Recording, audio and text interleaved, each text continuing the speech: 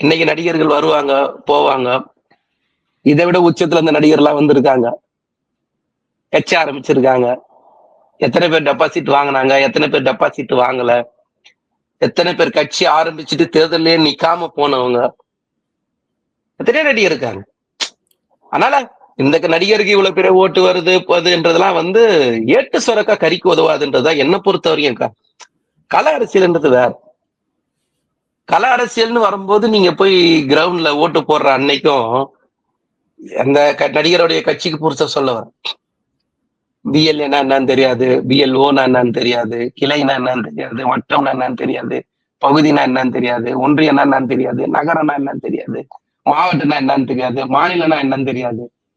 இப்படி எதுவுமே தெரியாத ஒரு நடிகர் வந்து திடீர்னு கட்சி ஆரம்பிச்சு திரும்ப திடீர்னு வர்றதுன்றது வந்து எப்பயுமே வந்து எப்படி சொல்றது, சூரியனை பார்த்து எல்லாமே ஆசைப்படும். ஆனா ஒரு சூரியன் தான் இருக்க முடியும். சரிங்களா? உதய சூரியன் ஒண்ணு இருக்குந்தாதான் பூமி இயங்கும். அதனால இந்த நடிகருக்கு இவ்வளவு வருது, அந்த நடிகருக்கு அவ்வளவு வருது, எனக்கு நம்பிக்கை இல்லை. என்ன தனிப்பட்ட கருத்து கேட்டீங்கன்னா அந்த நடிகருக்கு அவ்வளவு பெரிய ஓட்டு வரும்ன்ற நம்பிக்கை எனக்கு சுத்தமா இல்லை. ஏன்னா கல அரசியல் வேற, கிரவுண்ட் ரியாலிட்டி. நீங்க என்ன கூட வந்து சிஸ்டத்துல ஓட்டு போட சொல்லுங்க, அது வேற. களத்துல இருந்து காலையில எழுந்து போய் ஓட்டு போடணும், முதல் கடமையை வரணும். அது எவ்வளவு பெரிய பம்பரமா இயங்கும் தெரியுமா திமுக?